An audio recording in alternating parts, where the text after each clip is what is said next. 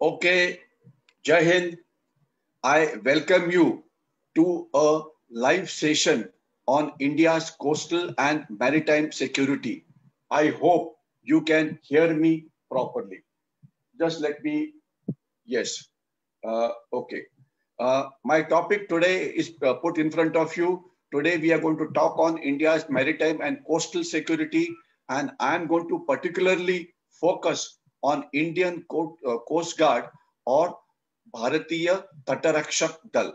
What I want to tell you here is that there are a large number of institutions which are responsible for India's coastal security, but today we will focus only on the Indian Coast Guard. Firstly, I want to take this opportunity to thank CAMRI, Kanoji Angre Maritime Research Institute, based in Nashik, to give me an opportunity to speak on issues of India's maritime and coastal security. CAMRI is a think tank which is involved in coastal and maritime security research, and it has done a lot of work in this field, especially in the field of Sagarmala, especially in the field of carrying Rekhi along the coastal districts of Maharashtra. It is doing a good job.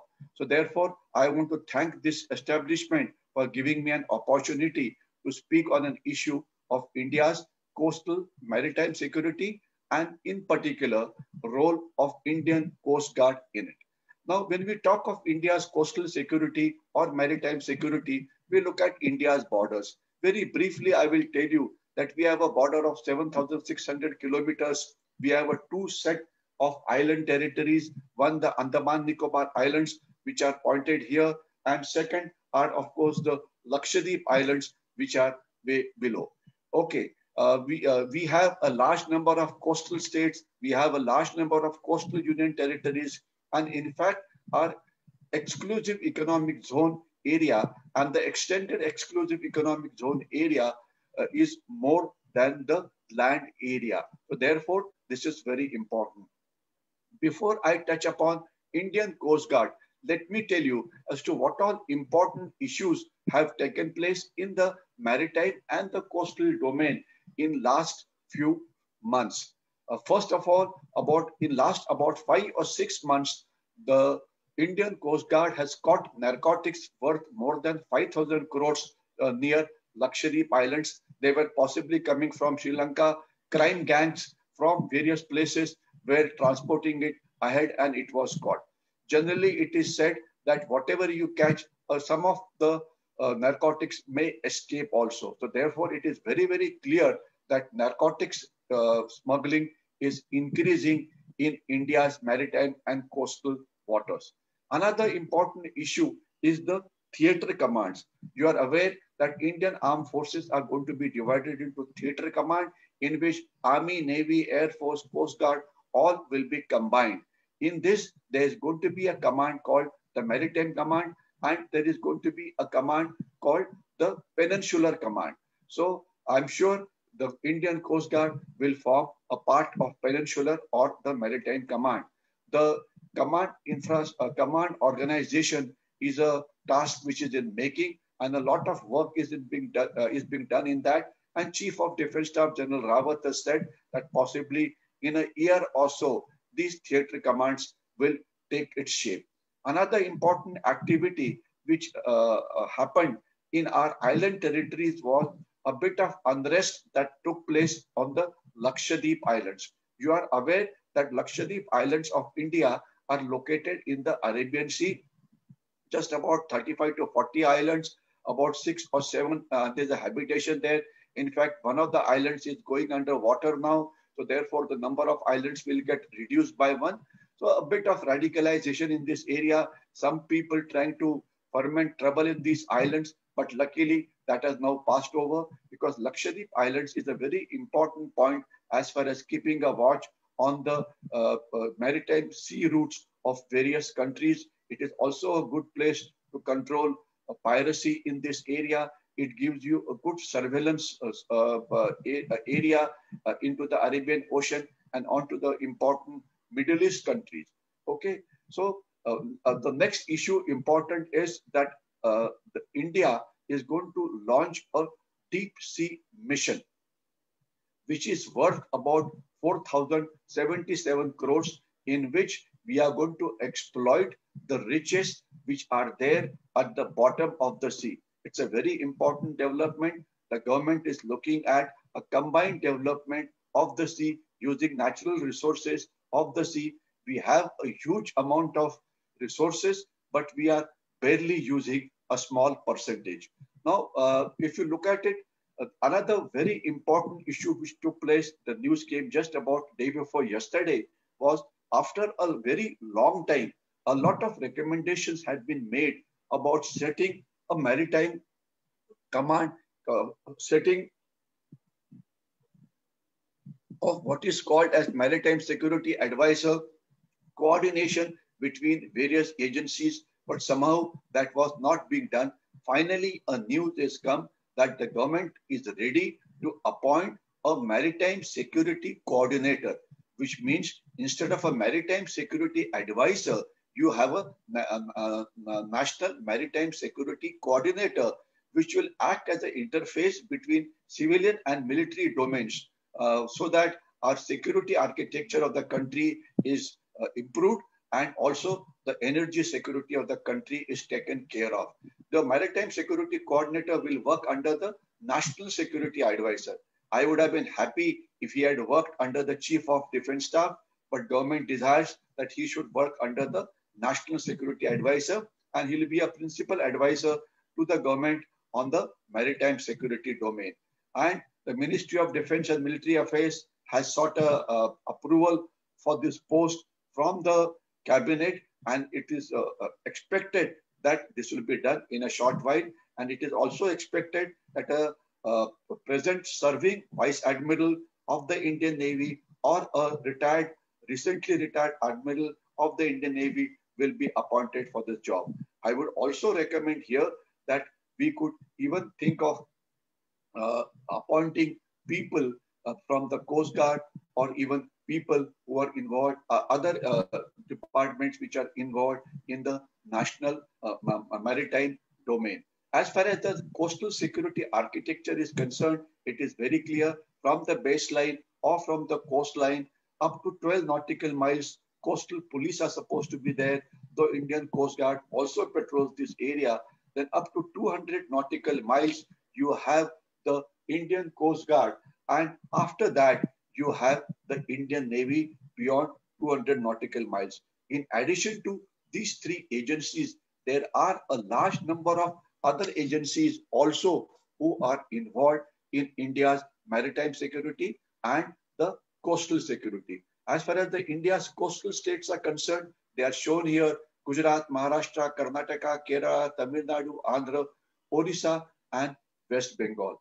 Very briefly, I will tell you that as far as state of Gujarat is concerned, there is a concern about infiltration of terrorists from there into area of Rana of Kutch.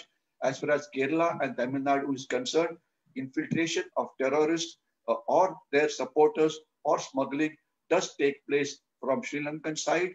As far as Andhra and Odisha is concerned, illegal Bangladeshi migration is reported in the media. As far as West Bengal is concerned, Sundarban area is an area of concern. Now, as far as the land borders and the coastal borders are concerned, roughly 16,500 kilometers of land borders we have, and 7,600 kilometers of coastal borders we have. The India's enemies, that is China, Pakistan, and others, try and use either the land borders or the sea borders to carry out activities which are against our country. This includes smuggling, this includes illegal trade, this includes poaching, this includes infiltration of terrorists like it happened in 26/11. It includes smuggling of arms, ammunition, and explosives, which takes place, and so on and so forth. So therefore, we have to ensure that our sea borders are adequately guarded and the anti-national elements are stopped.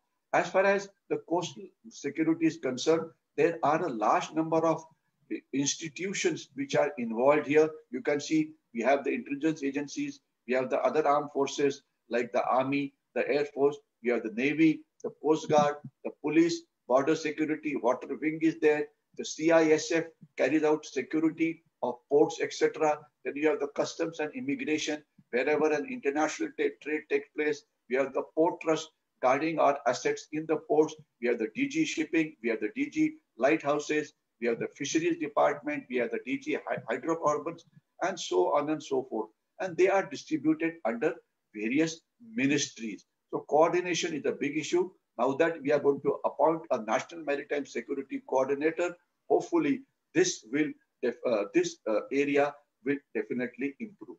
When we look at our maritime domain, we are a peninsular country, and geographically we are very lucky because no country, no enemy of ours can ever choke us as far as the maritime trade is concerned, because we have Arabian Sea, the Bay of Bengal, and Indian Ocean all around us. While as far as China is concerned, you can look at it. China has what is called as the Malacca dilemma. Nearly 70 to 80% of the Chinese trade takes place from these areas. So therefore, if we are able to block the Chinese in this area, that is where the Chinese trade can be stopped. What we must understand is China, in order to bypass the Malacca dilemma, is trying to create what is called as the China-Pakistan economic corridor. It is also trying to use the Myanmar area to get into China, but both these routes are presently not successful. So therefore, China's weaknesses can definitely be used by us in case of war.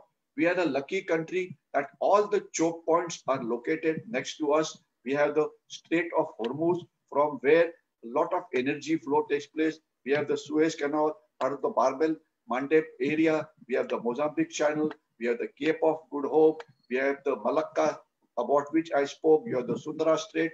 So we are geographically, geopolitically, strategically very well located as compared to China, and we must use these capability.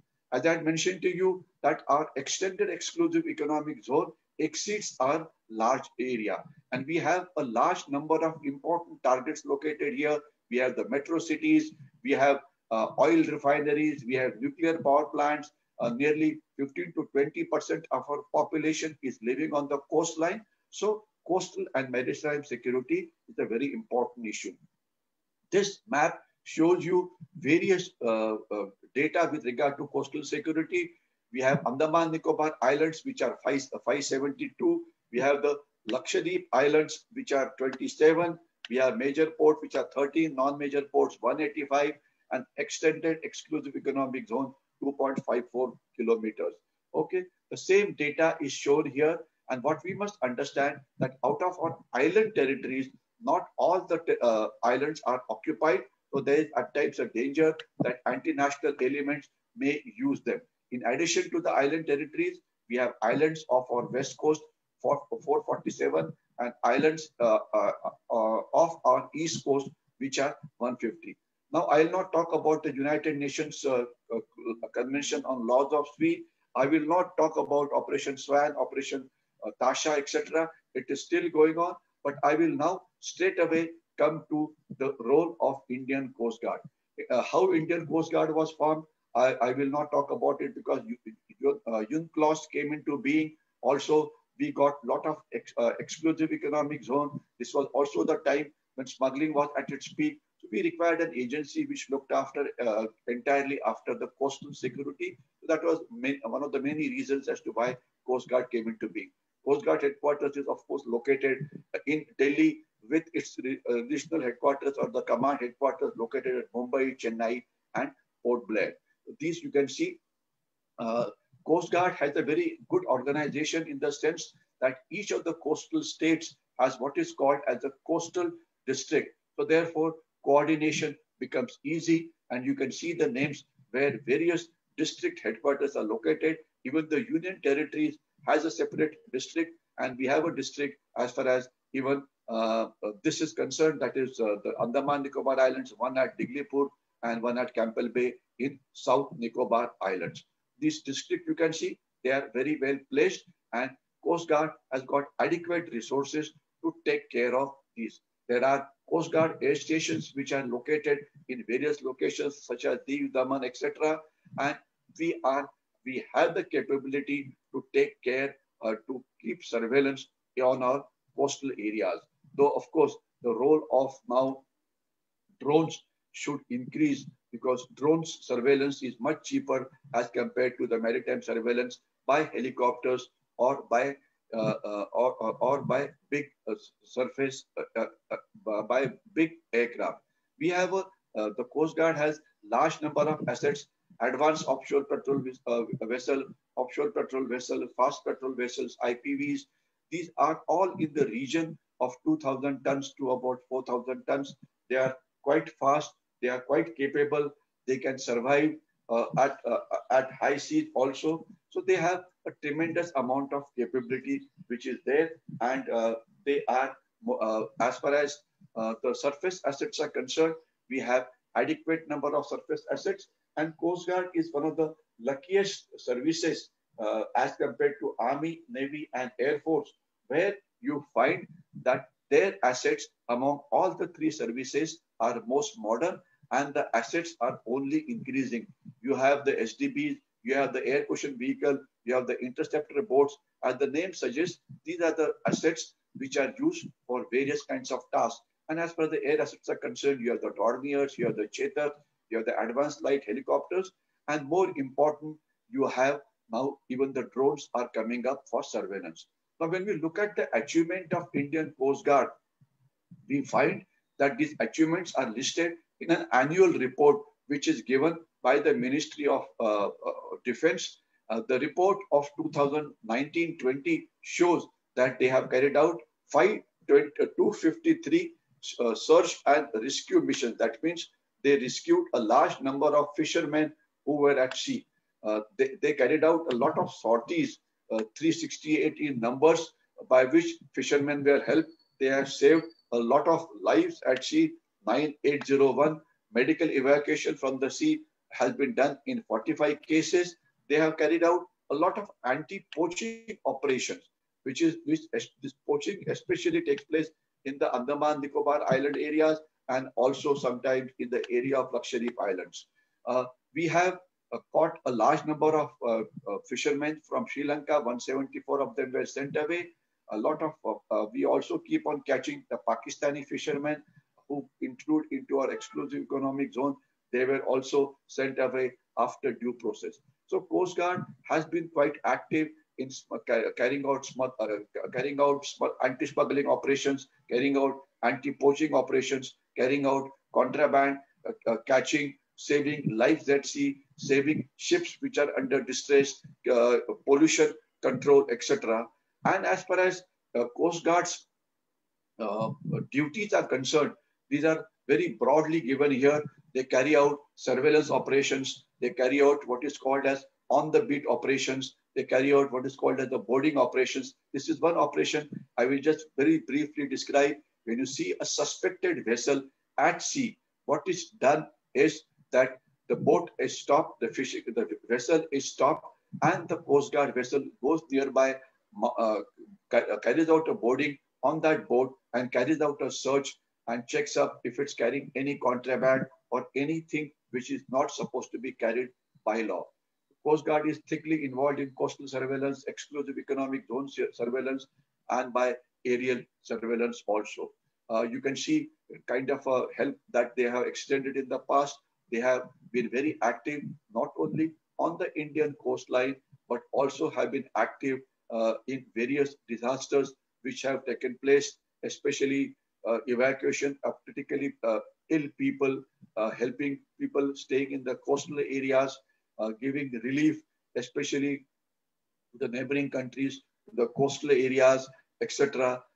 They have also been busy carrying out regional cooperation with various Coast Guard, a large number of regional visits with the regional Coast Guard, have been carried out, etc. So therefore, the Coast Guard as an element is quite active as far as our maritime and the coastal security is concerned.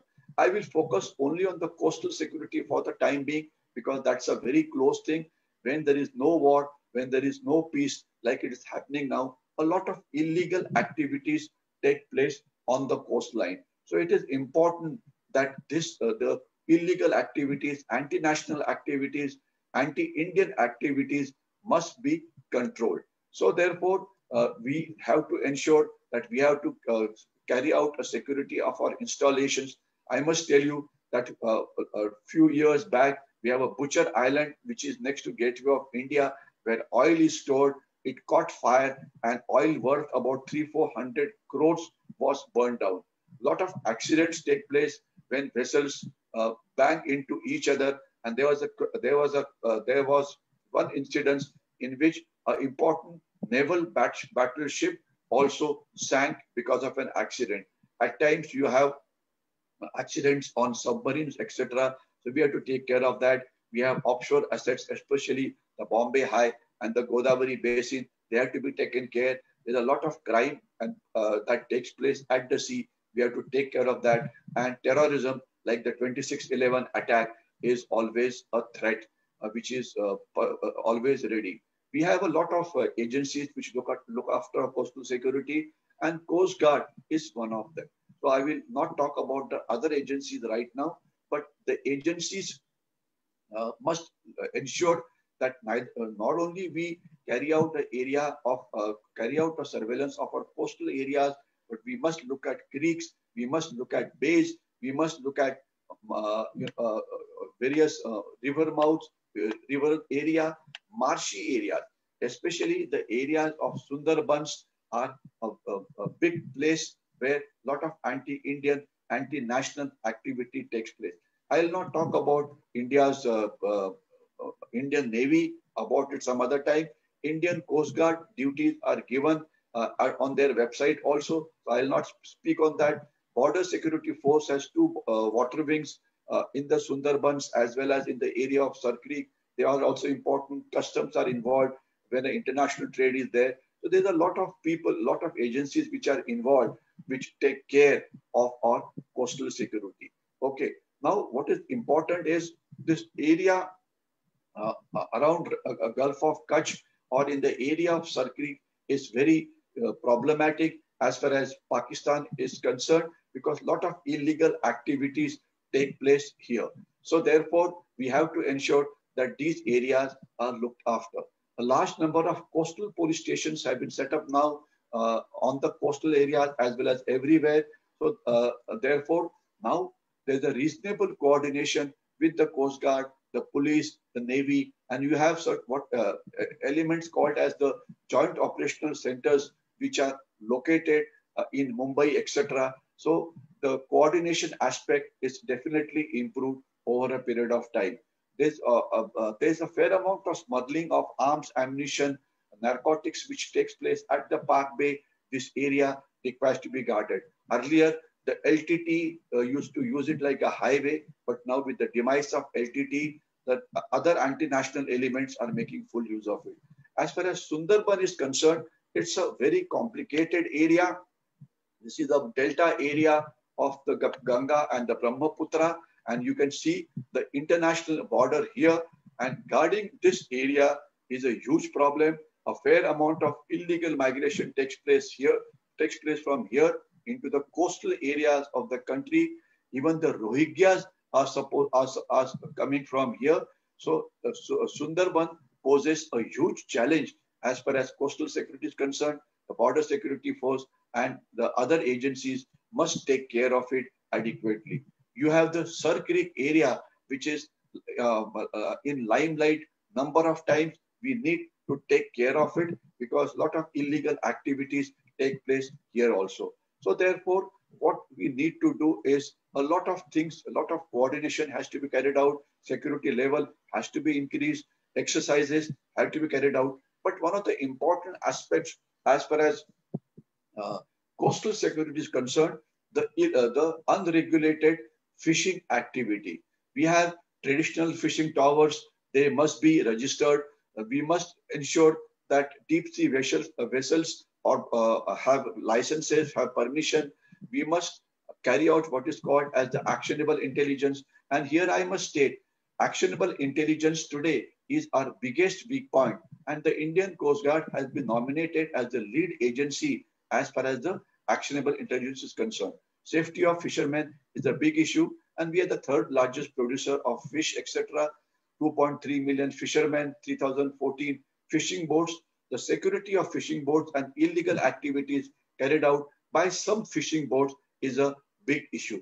We have to ensure that all fishing vessels are registered. We have to ensure the painting scheme is in order district-wise. Fitment of transporters is a point which has been going on since a long time, but up till now, we have fitted no transporters on our fishing vessels. This must be ensured.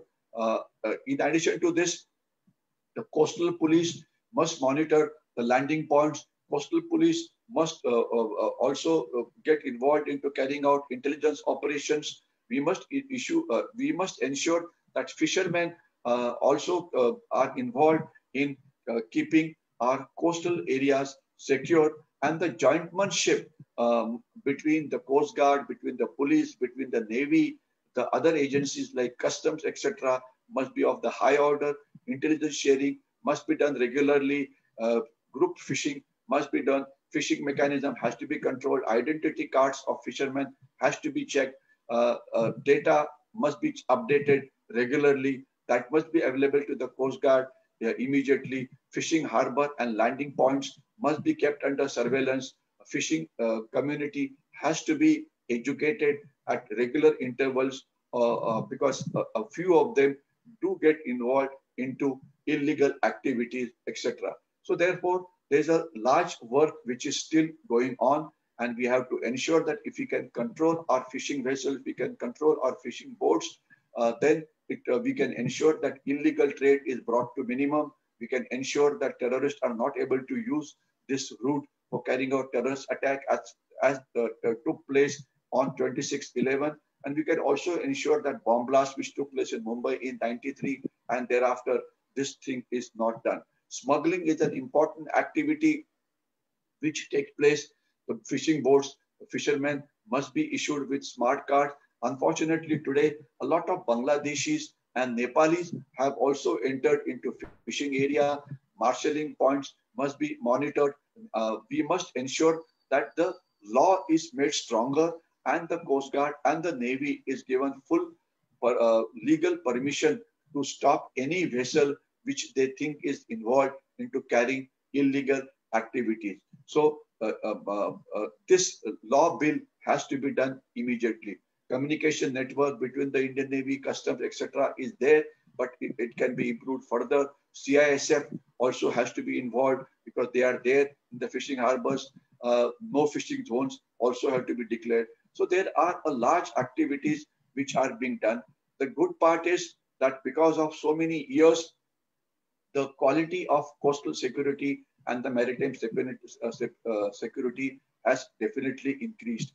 But the fact remains that unabated smuggling goes on. The fact remains that a lot of illegal trade goes on. The fact also remains that foreign vessels carry out pollution in our area. Fact also remains that a fair amount of poaching takes place in our exclusive economic zone, especially in the island territories of Andaman Nicobar Islands and the LAKSHDWEEP Islands. So these are the areas in which we have to focus upon, and we have to ensure that the enemy of ours is simply not able to use the coastal and the maritime domain for creating security challenges for us. So I'm going to stop here in next 1 minute. All that remains for me to say is, since there are a large number of agencies involved in this, we have to ensure that the Coast Guard, the Navy, the Customs, the CISF, the Water Wing of Border Security Force, the Coastal Police, the intelligence agencies display a jointmanship of the highest order so that our security of our coastal borders is ensured at all times. I'll stop here and I'll see if there are any questions that have come up. If no questions are, I don't see it. I'm not able to see any questions that have come up in the chat box. So I think I'll stop now. And if you have liked this video, do share it with people. This was more for public education to ensure that every citizen today contributes to the national security. So do share this video with all and try and also attend the programs when we will have a series of lectures on various issues of maritime and coastal security in the coming months. Twice a week, COMMAN is proposing to talk on issues related to the maritime domain. So I'm sure you will attend these presentations in great strength. Thanks a lot and Jai Hind.